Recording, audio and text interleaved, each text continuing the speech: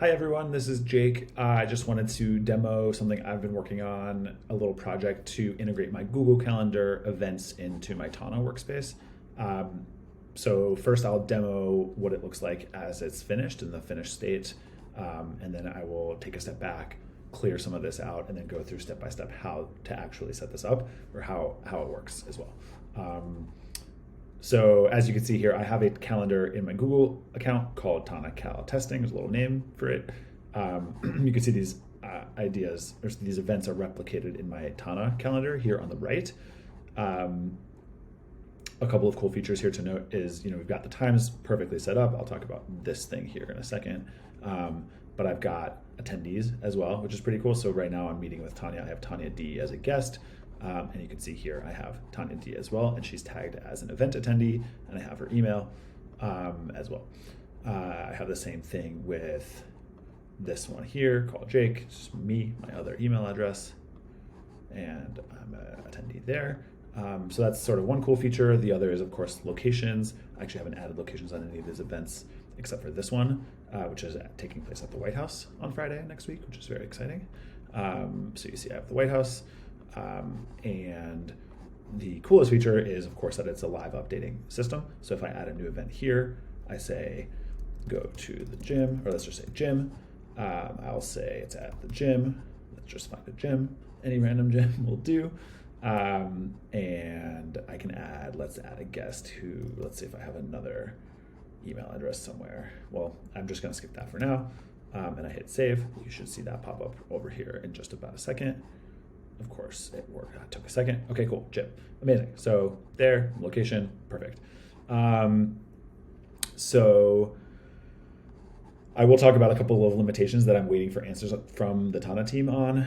But the first one is staring us right in the face. You can see here this time stamp is different than the time here. So 7 a.m. I live in the East Coast of the United States, so my time zone is Eastern, whatever standard or daylight time it is now.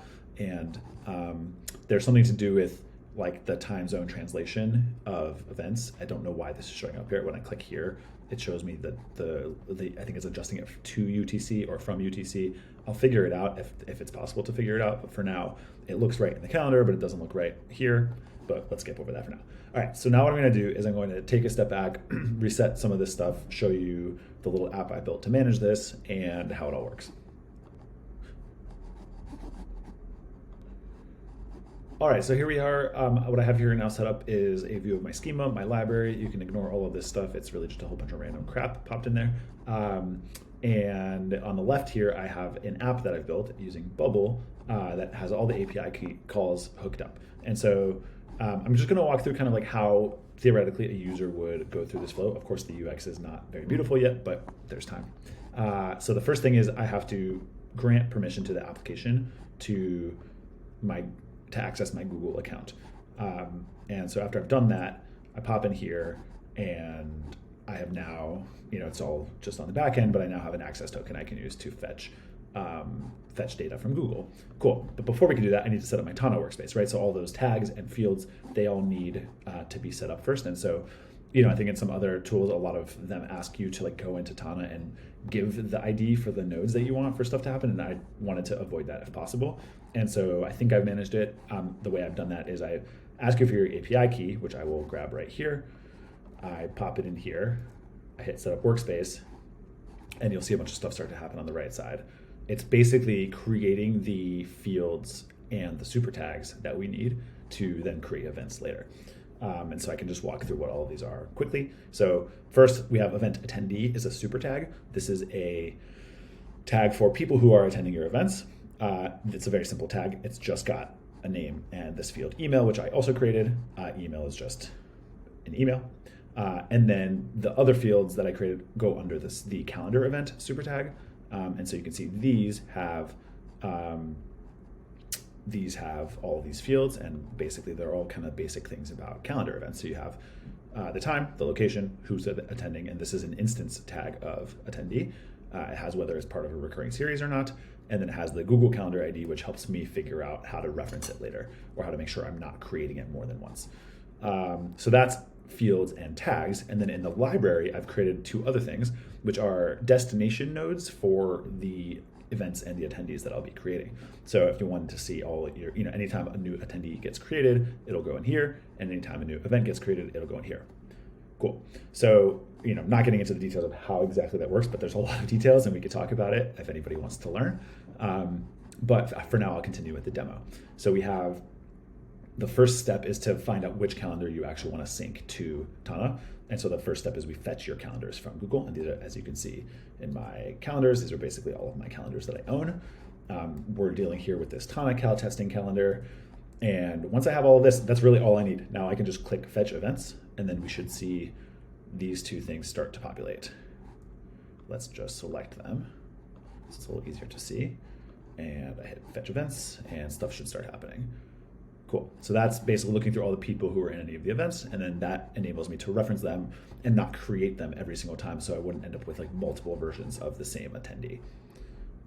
And that's pretty much the whole process. So it's done now, and now we saw this before, but I can view as calendar, and voila, our stuff is here. Same issues as before, but looking pretty good. So that's pretty much TanaCal, or what I'm calling TanaCal. There are a lot of interesting technical details here, but I think kind of relevant to note is that once you sync your events the first time, we also create a watch on your events for this calendar. So what this says is every time there's an update to anything on this calendar, let us know about it, and then we can go get the new events. And so that's how, if I created a new event like I did earlier in the video, it would ping the application. It would say, hey, this calendar has an update. And then we can request the updated information from Google, and Google will tell us about it, which then allows us to push it to Tana. Super cool. Caveat, last big thing. So I already mentioned this time thing. The other problem that I'm having so far is editing events. So if I were to change the time of this event, you'll see it's not going to update here. This is because I get notified about the update, but the problem is there's something going on the Tana API side. The documentation talks about the ability to edit a node, but it seems to maybe not really be working or not exist yet. So that's a Tana side limitation that I will fix as soon as I'm able to. But for now, if you wanted to just push all your events to Tana and have them update every time new events come in, this will work just great. I would love, since I've only been testing this in my own little environment, I would love maybe like 3 to 5 beta users who are interested in testing this out for me. And really, I'll just have you go through the same flow that I showed in here, and then ask you to push your events to your workspace and let me know if you see any bugs, anything weird that I can fix. All right, thank you guys.